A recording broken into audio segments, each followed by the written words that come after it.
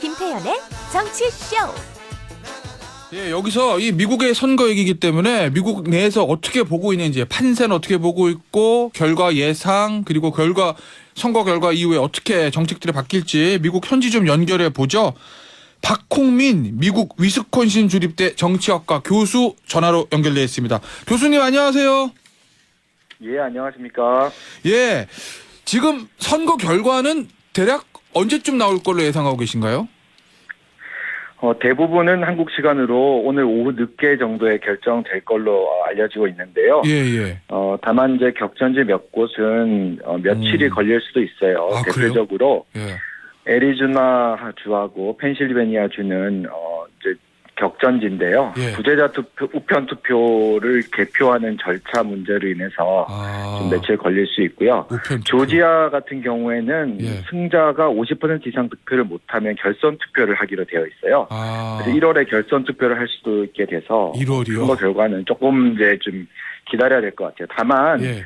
이제 내일 아침에 일어나셔가지고 정치자분들께서 뉴스를 봤는데도 이제 결과가 확실치 않다라고 이렇게 나오면 이제 민주당이 조금 더 유리한 거다 이렇게 볼 수 있어요. 왜냐하면요, 인구가 많은 곳의 개표가 이제 천천히 진행돼요. 이제 그런 지역은 민주당 지지자가 높기 때문에 결과가 나왔다라는 뉴스가 빨리 나오면 공화당에게 좀 더 유리한 결과인 거고, 좀 질질 끌어진다라고 나오면 민주당한테 좀 더 유리한 그런 결과라고 보면 되겠습니다. 알겠습니다.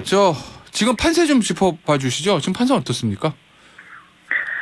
아까 들으셨다시피 연방 하원은 공화당이 다수당을 차지할 가능성이 높아요. 네. 6석 하원은? 정도만 뺏어오면 돼서요. 비교적 수월한 것으로 되어 있고 판세도 좋고요. 근데 연방 상원 같은 경우는 이제 오늘까지도 박빙이에요. 공화당이 한 석을 더 차지해야지 다수당을 차지하는데 네.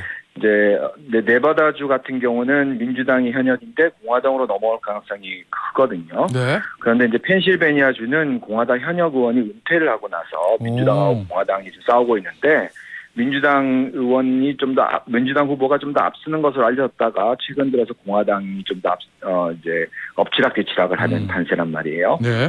거기에다 이제 조지아주 같은 경우는 현재 현역이 민주당인데 네. 공화당으로 넘어올 가능성이 있어요. 그런데 여기는 아까도 말씀드렸다시피 결선 투표. 이제 결선 투표 가능성도 있는 지역이죠. 예. 가장 큰 쟁점은 역시 인플레이션 문제인 거죠? 예, 인플레이션 문제가 가장 크죠. 인플레이션 문제에다가 또 범죄율 같은 게 이제 최근에 좀 높아지고 있어서 범죄율이요? 이건 이제 공화당에 유리한 그런 이슈죠. 근데 물론 이제 이슈 같은 것도 중요하긴 한데요. 예. 이 중간 선거는 아까 기자분도 말씀하셨지만 대통령에 대한 중간 평가라는 성격이 강해서 그리고 또 더군다나 지금 바이든 대통령의 국정 지지도가 별로 높지 않기 때문에 네.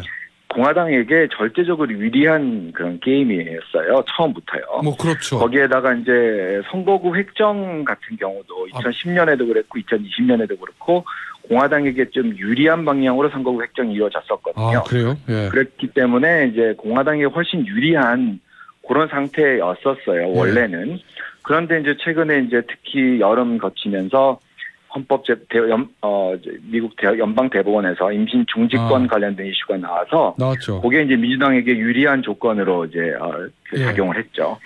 거기에다가 이제 마지막에 트럼프 전 대통령이 이제 여러 후보들을 지지하고 그 유세에도 같이 나가고 했는데 요것이 좀 긍정적이기보다는 부정적으로 민주당 지지자들한테 영향을 미쳐서 민주당 지지자들이 지금 결집하는 효과도 오히려. 있고 예, 그런 효과도 있고 또 공화당 지지자들도 결집하고 이런 정도의 그런 현상들이 관찰되고 있습니다. 아니 인플레이션 때문에 경자년에 가중돼서 민주당의 정통적 지지층인 흑인하고 히스패닉도 일부 공화당으로 이탈하고 있다 이런 외신 보도도 있던데 그건 그렇다 치고 앞서 교수님 잠시 말씀해 주셨을 때 범죄율 얘기하셨잖아요.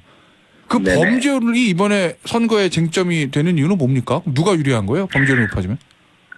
범죄율 같은 경우에는 지난 이제 2016년, 18년, 2020년 겪으면서 또 특히나 이번에 코로나 이후를 겪으면서 각 주별로 예산들이 많이 삭감이 됐었어요. 다른 이제 예산을 많이 써야 되니까요. 근데 이제 경찰력 같은 경우는 미국 같은 경우는 연방 정부에서 예산을 쓰는 게 아니고 주정부에 쓰는 건데 그러다 보니까 예산이 삭감되니까 삭감이 되는 것들 중에서 경찰 예산도 삭감이 됐죠. 예. 그런데 이제 대부분의 그 범죄율이 늘어나는 곳은 대개 도시이기 때문에 네. 도시 지역은 또 이제 현역 의원들이 민주당 의원들이 많은 지역이고 그러다 보니까 이제 공격을 민주당이 당하게 되는 거죠. 범죄율은 뭐 특별히 뭐 최근에 더 많아지거나 한 건 아니지만 예. 경찰 예산이 줄어들어서 거기에 대한 이제 반작용으로 생겨난 건데 그 그거를 동부와 이제 서부에 도시를 지어가고 있는 민주당 의원들이 위험하다 뭐 이런 취지신 건 거죠? 동부 서부도 마찬가지고 중서부 지역도 마찬가지입니다. 중서부도 마찬가지고요? 미국 전역적으로 다 마찬가지죠. 예. 알겠습니다. 이거 만약에 공화당의 상황은 다 장악하면 바이든 대통령의 정체가 뭐 제동을 걸릴 수밖에 없을 건데 우리가 제일 관심 있는 거는 그거잖아요. IRA. 우리 저 현대자동차 전기차 보조금과 관련돼 있는 거. 요거 만약에 공화당이 이기면 이 법 바꿔가지고 우리나라한테 좀 유리해질 수 있나요? 제가 생각하기에는 곧 법안 자체는 다시 바뀔 가능성은 그렇게 높지 않아 보여요. 왜냐하면 공화당은 반대수잖아요. 법안에 이제 한국에 영향을 미쳤던 그런 조항이 민주당 인사들한테도 인기가 있었지만 공화당 그 정치인들한테도 인기가 있었던 조항이기 때문에 그래요. 바뀐다고 하더라도 한국에 영향을 미치지 않는 조항들이 영향을 미칠 수 있어요. 왜 어떤 것들이 있냐면 뭐 예를 들면 에너지 관련돼서 새로운 에너지 하기 위해서 보조금을 준다든지 이런 것들 관련된 거는 이제 공화당에서 좀 바꿀 가능성이 있지만 네. 그 말고 이제 자동차 배터리라든지 뭐 이런 것 관련한 보조금은 크게 바뀌기가 힘들 것 같아요. 오히려 뭐 그 하원 주도로 해서 공화당 의제 중에서 특히 이제 감세 정책이라든지 이런 것들을 입법화할 할 가능성이 높아요. 왜냐하면 상원에서 공화당이 다수당을 차지한다고 하더라도 상원은 필리버스터라고 하는 제도가 있어서 네.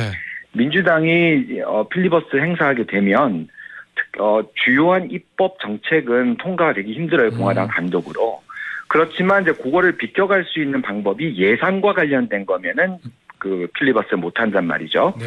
그래서 감세와 관련된 거라든지 학자금, 대출금 탕감하는 그런 바이든의 행정명령이라든지 이런 것들은 하원에서 세출 법안으로 통과시켜가지고 바꿀 수 있는 그런 가능성은 있는 거죠. 알겠습니다. 오늘 저 여기까지 듣도록 하죠. 결과 나오면 우리 교수님 다시 한번 연결해가지고 향후에 미국 정가 어떻게 될지 좀 짚어보도록 하겠습니다. 감사합니다.